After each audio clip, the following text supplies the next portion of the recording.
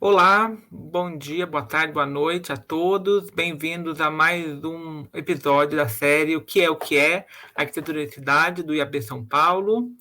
Essa programação, essa série de 8 episódios com assuntos básicos sobre arquitetura e urbanismo, para quem está curioso de conhecer mais dessa área, principalmente os estudantes, alunos do ensino fundamental, alunos de arquitetura que estão no início da graduação.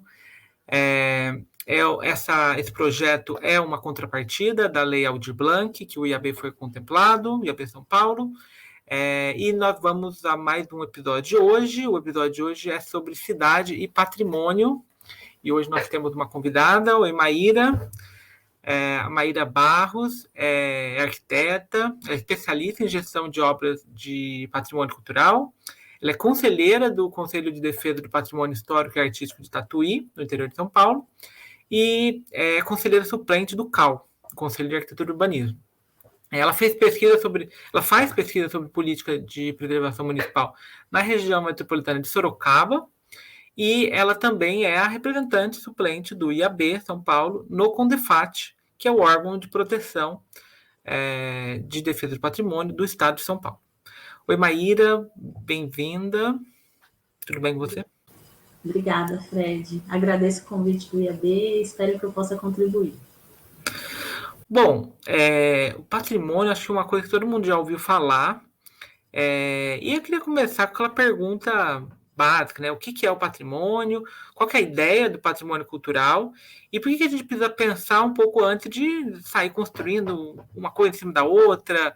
É só isso que é o patrimônio? Explica para a gente, Maíra, o que é essa ideia do patrimônio cultural? Bom, eu acho que a gente, antigamente, tanto na esfera internacional quanto quando o IPHAN, que é o órgão de preservação federal, foi instituído no país em 1937, e isso perdurou pelas primeiras décadas de atuação do IPHAN, existia uma tese, uma teoria, um conceito entre os intelectuais que montaram aquele instituto, de que só era passível de preservação, ou seja, só tinha valor histórico, artístico, arquitetônico, bens, imóveis que tivessem algum tipo de valor excepcional, Então se destacavam os grandes teatros, as grandes igrejas, ou as construções barrocas, e pouco se tinham cuidado de olhar esse conceito de patrimônio como um registro da população como um todo, de todas as camadas sociais, de todos os grupos sociais. Principalmente após a Constituição de 1988, que começou a ampliar esse conceito de patrimônio cultural, muito motivado também por uma demanda popular, pelos grupos sociais que se mobilizaram em torno de outras referências culturais que tinham valor para eles, mas que naquele momento não eram preservadas institucionalmente. O conceito de patrimônio cultural, como a gente diz, ele se ampliou, O conceito de patrimônio cultural ampliado veio com muita força, e hoje a gente pode dizer que o patrimônio cultural vai muito além daquela construção excepcional, daquela igreja eclética, enfim. A gente tem que falar aqui que patrimônio cultural é qualquer tipo de manifestação cultural, de construção, de prato típico que seja uma referência, que tenha uma memória afetiva, algum tipo de impacto para um grupo social ou para uma sociedade como um todo, Seja esse um grupo social de trabalhadores ou de pessoas de cultura negra ou que frequentam religiões de matriz africana, ou então para uma cidade, para um estado ou para a nação como um todo, Eu acho que patrimônio cultural ele é o que toca os nossos corações, O que nos é uma memória e uma referência, é o que nos aglutina, O que nos divide em grupos. Eu acho que a gente pode entender dessa forma. Então é um pouco o patrimônio cultural como coisas importantes que a gente quer lembrar, que a gente quer manter presente na nossa vida. E você falou aí o nome do IPHAN, né? explica para a gente um pouquinho como que funciona quem decide, né? Quem decide o que é importante a gente lembrar, lembrando que, como você disse, na Constituição de 88, né, então um pouco mais recente, a gente ampliou essa ideia de o que é importante lembrar. Então, na prática, um pouco assim, para te explicar um pouco esses nomes mais difíceis, quem que decide, na última instância, oficialmente, as questões do patrimônio cultural? Bom, isso é importante a gente colocar, né, porque muitas pessoas têm essa questão de, mas o que é patrimônio, como a gente conversou, e assim, quem diz que isso é patrimônio? E, na verdade, quem diz o que é patrimônio somos nós mesmos enquanto população, né?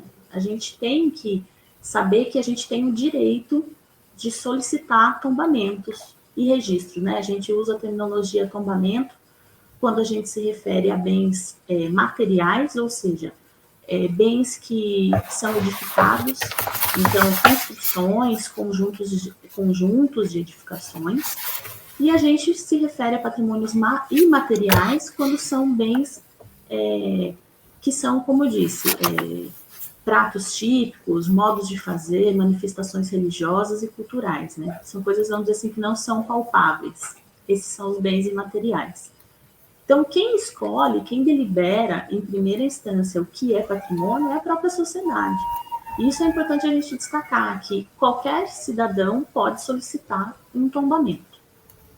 Isso eu acho que ou um registro, que é a terminologia que a gente usa nos casos para patrimônio material.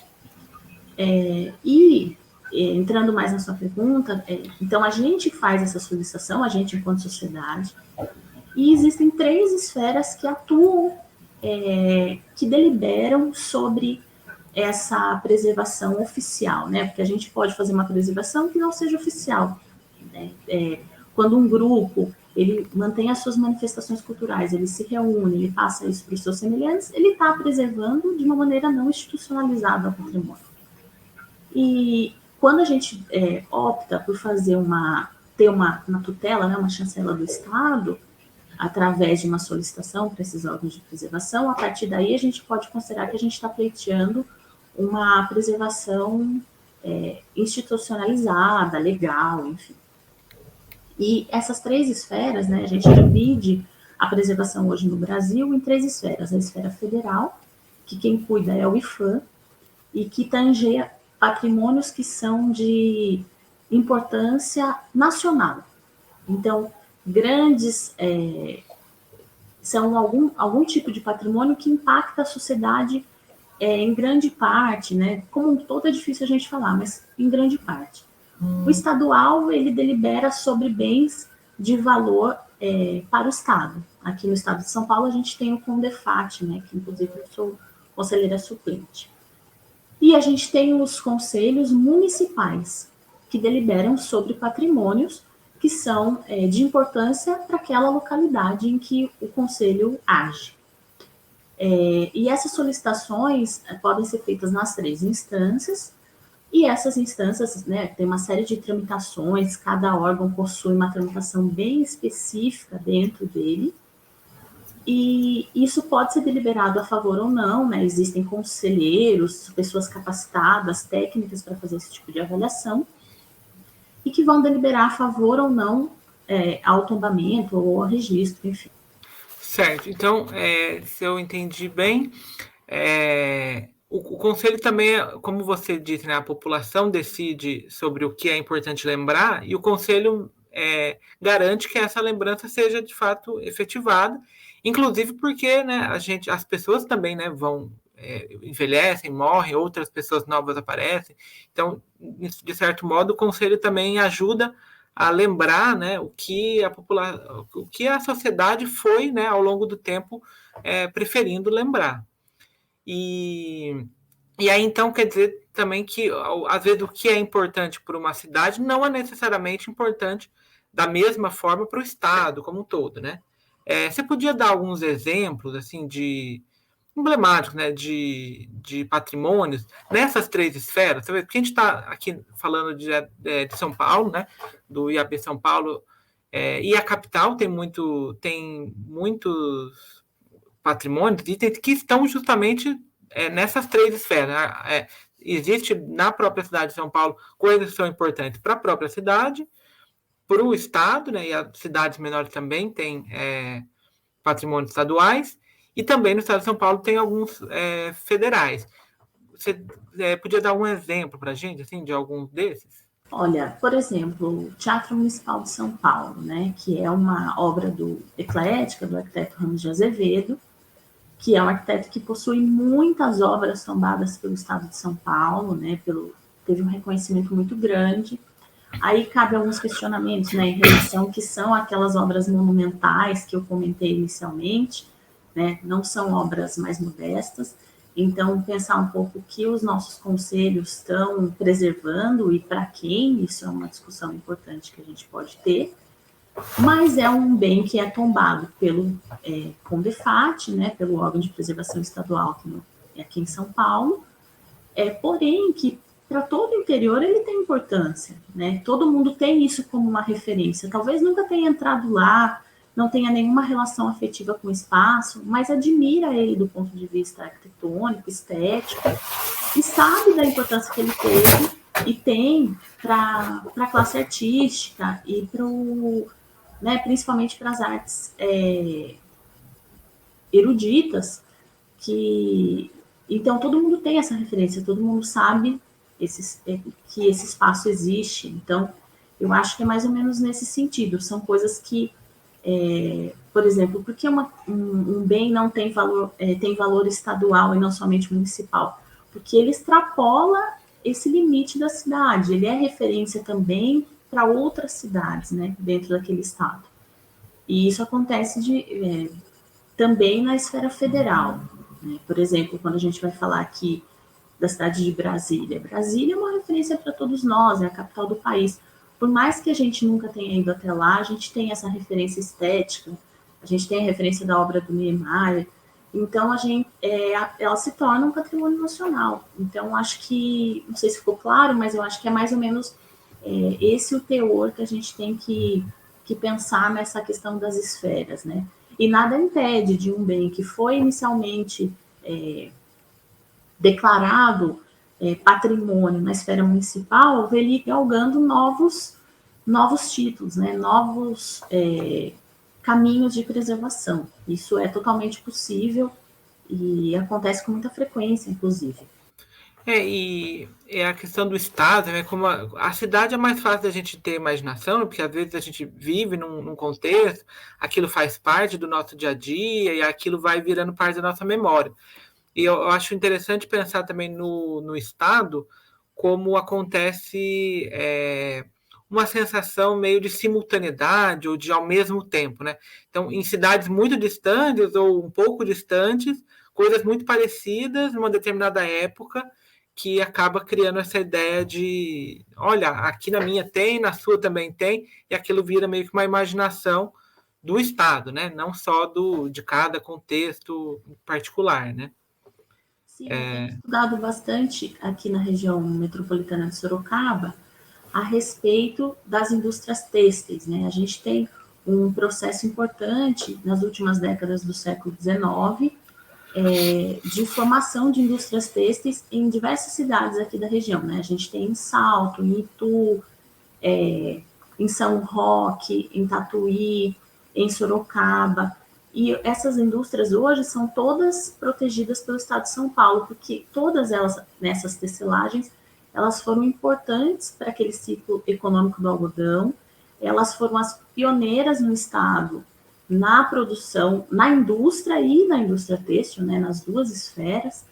Então, isso é um sinal de que, apesar de serem indústrias que são importantes para cada uma das suas cidades, juntas elas têm força para serem protegidas também pelo Estado, pela história que elas trazem, não só para suas localidades, né, mas também para o Estado como um todo.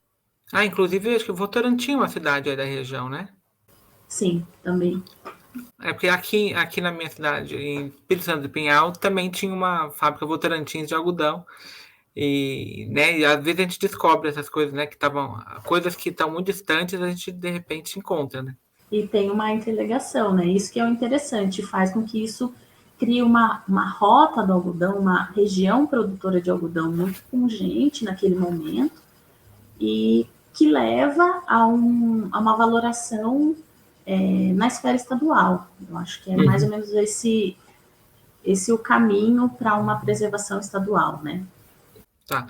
E você falando agora de fábricas, né? Eu acho que o exemplo do teatro e da fábrica, acho que coloca para a gente em questão uma ideia que as pessoas têm de patrimônio, é que o patrimônio são as coisas bonitas da cidade, que é geralmente um reflexo, né, da importância artística dela.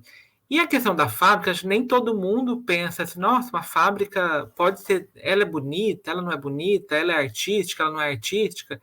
Então, acho que é uma oportunidade de a gente falar um pouco sobre essa diferença, né, do patrimônio artístico e do patrimônio cultural ou social, da história social. Como que essas novas ideias que você falou da Constituição de 88 colocaram esses novos objetos, esses novos patrimônios mesmo na lista de coisas importantes a serem lembradas? Eu acho que a gente tem que pensar que as indústrias, né, desde a década de 90, final da década de 80, existe um movimento de valoração do patrimônio industrial, né, que é como a gente chama essas indústrias que, que foram sendo construídas desde final do século XIX até meados do século XX. Porém, ainda se tinha muito, principalmente com as indústrias mais antigas, um apego em se valorizar muito a história do proprietário, o protagonismo dele como o benfeitor, o grande empreendedor. Né?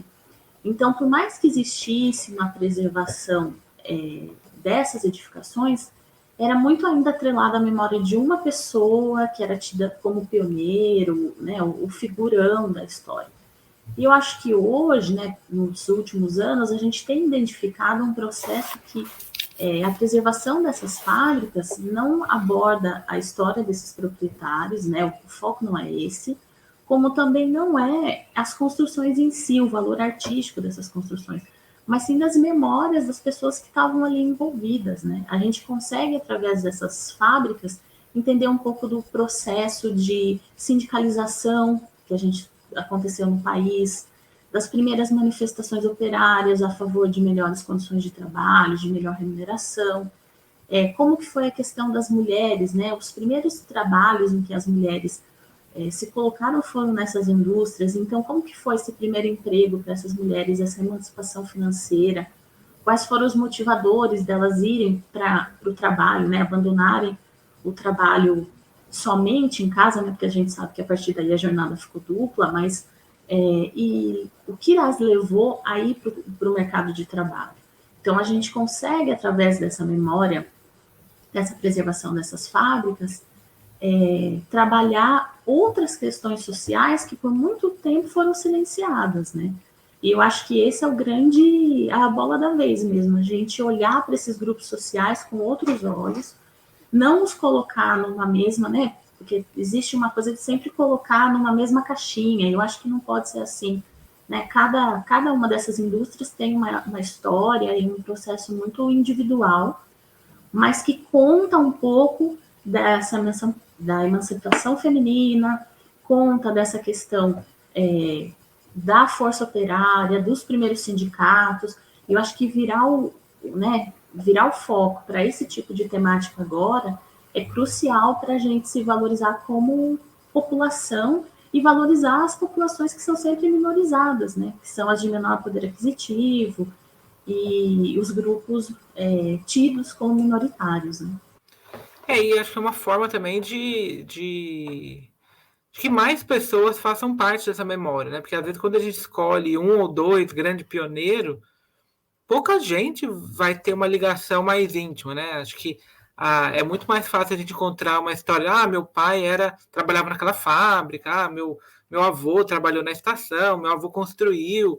E acho que aí mais gente começa a fazer parte dessas histórias, né?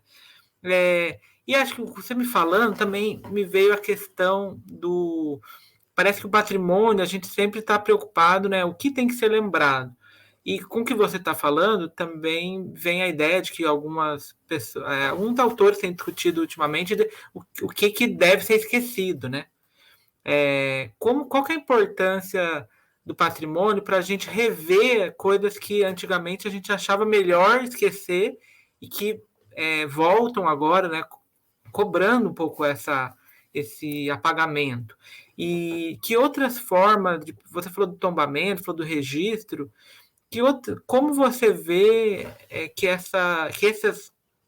que no passado algo que foi importante ser esquecido, que hoje é importante ser lembrado, como que ela pode ser protegida, que ação que a gente pode fazer hoje para além do tombamento ou do registro?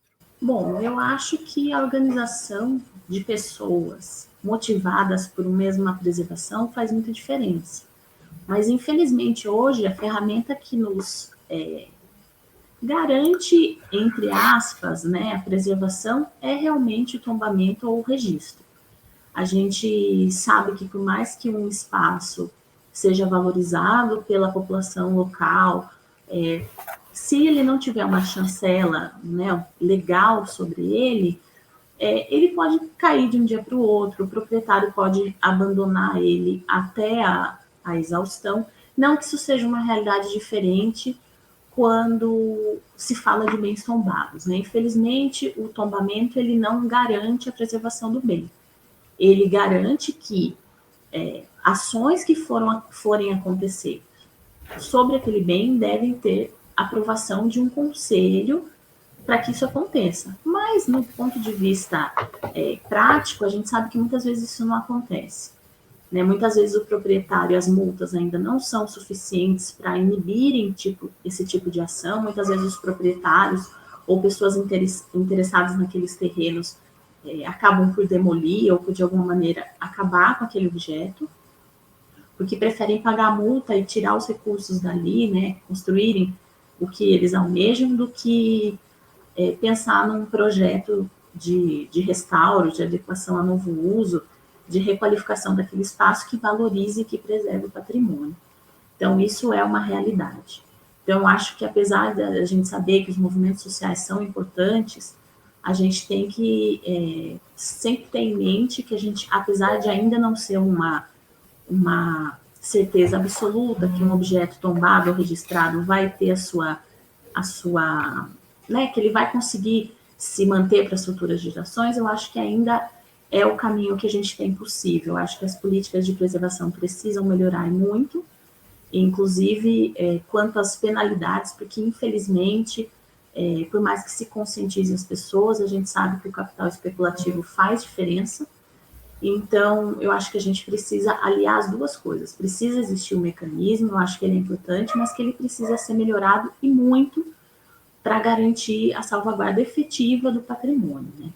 E em relação né, que você colocou essa questão dos grupos sociais, que isso faz com que, né, com essa preservação ampliada, com esse conceito ampliado, mais pessoas sejam contempladas pela preservação, se sintam ali representadas, eu acho isso muito importante. Eu acho que nesse momento que a gente está vivendo, né, que a gente teve há poucos dias, colocaram fogo na estátua do Borba Gato, e foi uma coisa tão discutida, e pessoas com opiniões tão divergentes, eu acho que o que a gente precisa pensar patrimônio para quem? É a pergunta que eu sempre me faço. Vamos preservar isso, mas a gente está preservando para quem? Com essa preservação, a gente está ferindo a história e a memória de quantas pessoas, né?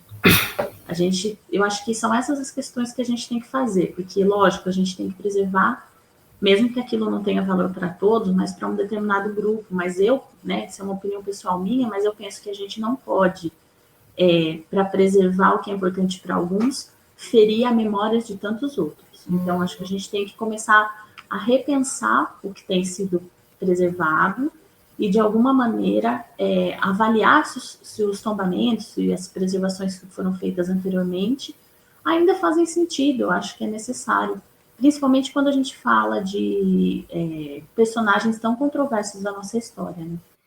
Eu ia até sugerir esse tema de uma última questão, né? O tema dos monumentos, que a gente está fazendo esse vídeo para além, para futuros interessados na arquitetura, mas é um assunto que a gente tem debatido bastante, né?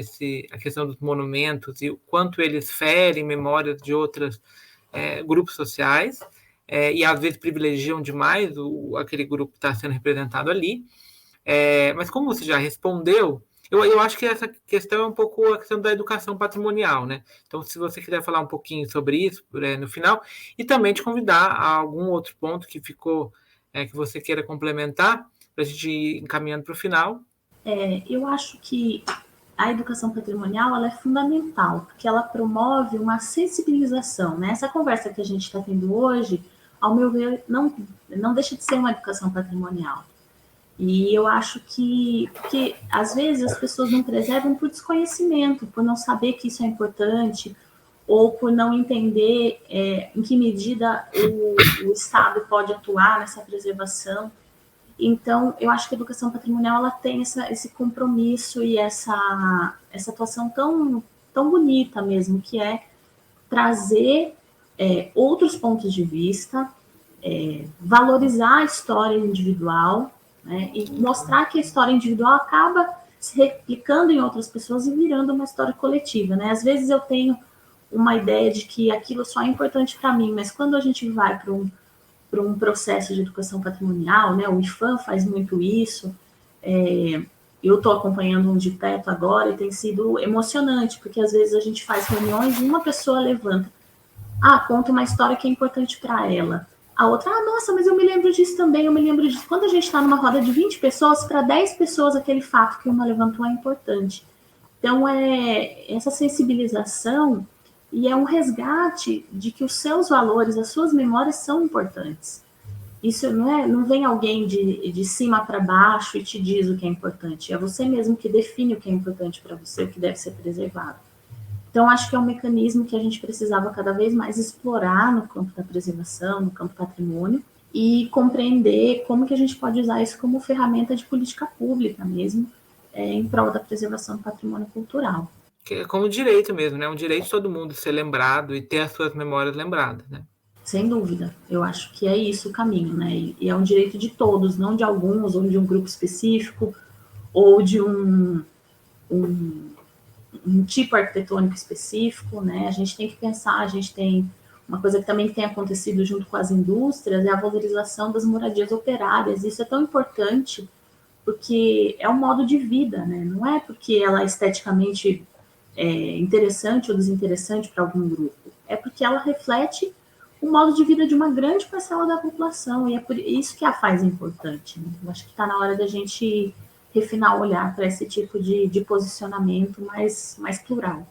E até de modernizar essas habitações de uma forma adequada, né, para que elas também consigam manter o seu sentido no presente, mantendo uma possibilidade de modo de vida novo, né, a partir de um modo de vida que vai ser lembrado do passado. Né? Exatamente. Isso é crucial até para a longevidade dessas edificações. Bom, Maíra, foi ótimo, obrigado aí pelo aceite, tem a agradecer. Vamos encerrando por aqui, então, mais desse episódio do que é o que era arquitetura.